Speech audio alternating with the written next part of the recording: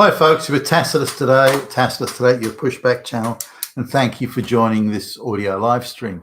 In this essay, I'd like to talk about the interesting phenomenon of, and I'm using New Zealand as an example here, but New Zealand was either the second or the third most wealthy country in the world per capita in sort of 1949, 1951 to that period there following the Second World War. And it's hard to believe that behind the United States, New Zealand was once the richest country in the world per capita, but they're now, I think, 28th or 29th, and they're about to fall out of the top 30 countries. So in the space of a relatively short space of time, really, New Zealand fell out of the top wealth rankings very quickly. And why was that? How are they wealthy in the first place? Why are they not as wealthy now? And looking at New Zealand and a few other examples, we'll sort of maybe get a wider appreciation of how national wealth is acquired, maintained, or grown, and what productivity is in terms of wealth creation, and particularly on a per capita basis. Now, following World War II, any country that was not ravaged by war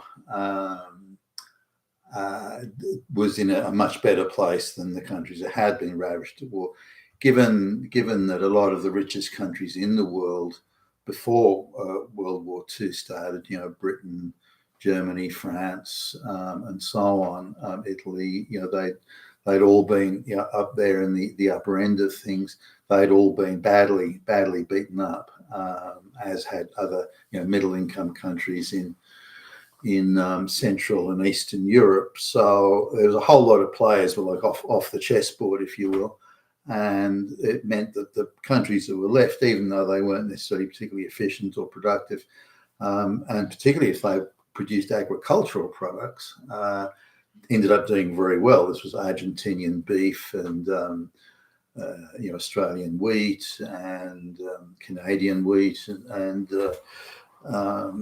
Australian beef did well, and so on. So there were, and New Zealand had a very large population of, produced a lot of agricultural produce. They had a very small population of people and a relatively large population of things like sheep, and so they're able to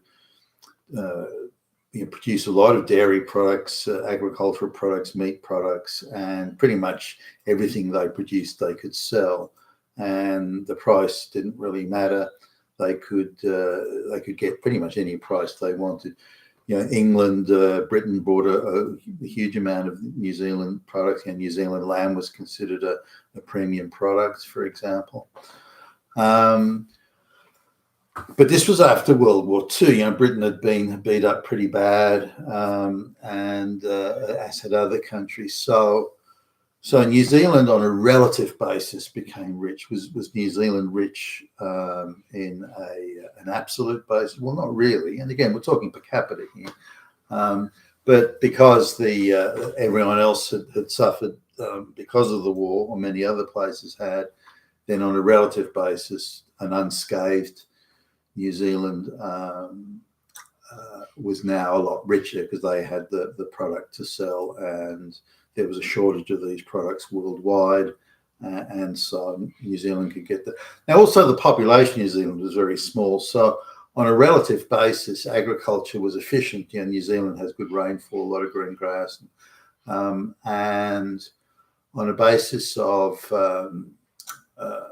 the population relative to the amount, the size of the herds of sheep and so on, New Zealand was producing quite a large surplus, and farming wasn't particularly efficient, but as grass was sort of growing all year round and it had a good spread of rainfall, then this meant that maintaining these large flocks of sheep and cattle and so on could be done at a relatively minimal cost, given the pastures and the good rainfall and lots of grass and so on, and again the small population. Now these ratios began to change, but I just want to talk for a minute about absolute wealth and relative wealth. Now, when England was the richest country in the world, bar none, in the mid to late 1800s, richer than any country, whether you want to look at it in total or per capita, it was the richest by far. And now Britain is nowhere near the richest country in the world, either per capita or otherwise. Yet today they're far richer, much, much richer than they were in 1870 when they were the richest country. So England is much richer now than it was in 1870, even though it's now the sixth or the seventh economy. And the gap between the top two or three economies and the rest is quite large. So it's, if England's sixth or seventh, or Britain's sixth or seventh largest economy, you say, well, gee, that's not so bad. Well, yeah, I guess, but again, the richest economies in the world are far ahead of number 4, 5, and 6. So with the difference between relative and absolute wealth, now as the various other countries in the world, their agricultural sector began to recover, then the demand for New Zealand, agricultural products started to decline, and you could see the decline in the per capita income already starting to bite, as say they went into the mid to late 1960s. Then a few other things occurred. New Zealand decided that they needed to increase their population. But they did that without any corresponding increase in productivity in other areas in the economy. For example, New Zealand could never really be an industrial economy. Given their position in the world, they could go for the super high tech end of things. But if they're going to make widgets and then had to export from New Zealand, that wasn't really going to work. So they weren't really in an industrial, they didn't have any launch pad or basis for becoming an industrial society in terms of widget making.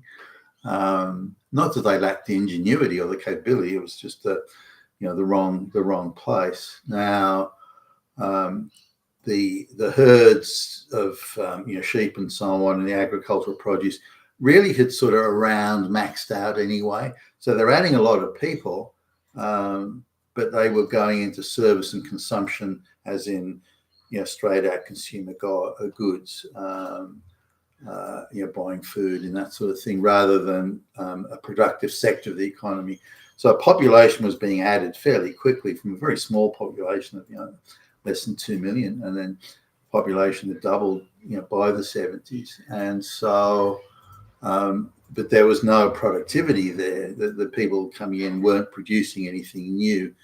They were adding population to a productivity base that had close to maxed out. And there were very generous welfare programs and this sort of thing. Constant concessions were being given to the local Maori population, who were increasingly forming a greater part of the unproductive sector of the economy.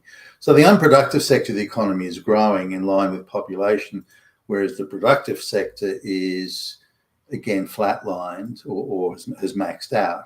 And it was doing quite well. They're still selling lots of lamb and so on, but they weren't. That there was no increased productivity. They weren't bigger herds, more efficient farming, these sort of things. There were some strides made, by the way, but not enough to offset the decline in price that you get in the world market and the increasing population that wasn't adding anything productive to the economy.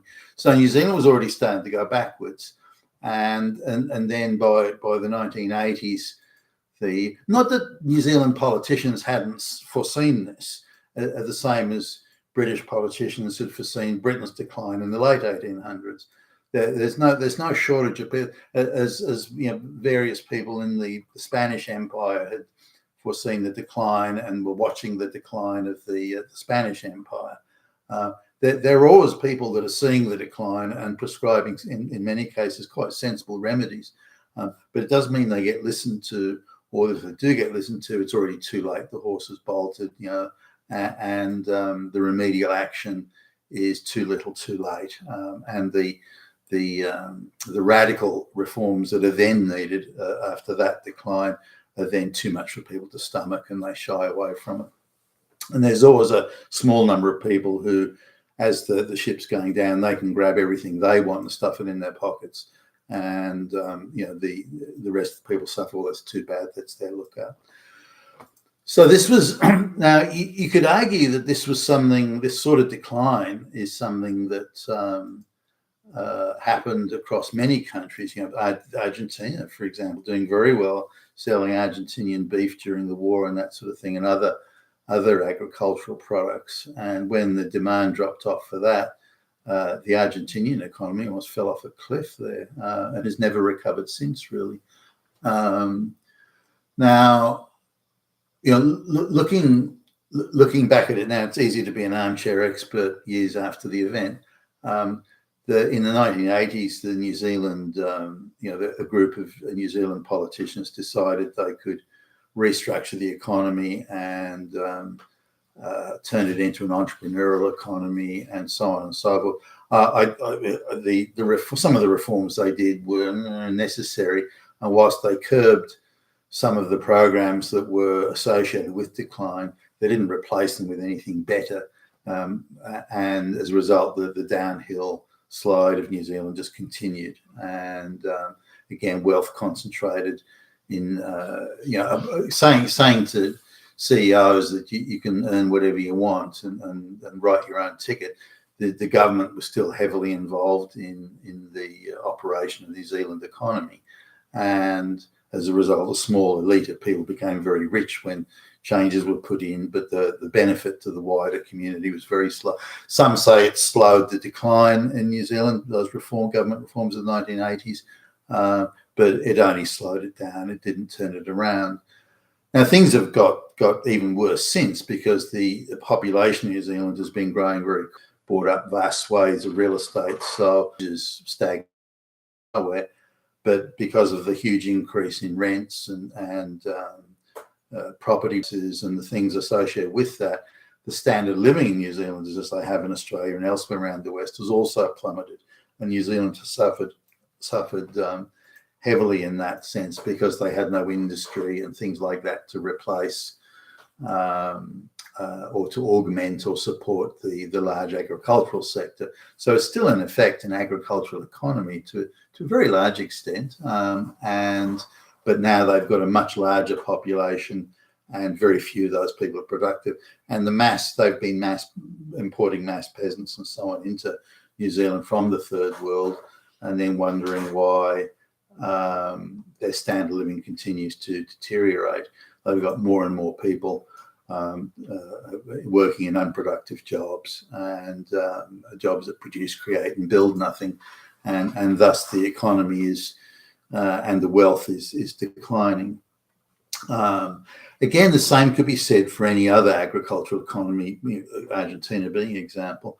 Australia, for example, had a very high standard of living, which has declined substantially from its high point, because population has increased much faster than productivity has. We have a major problem with that today.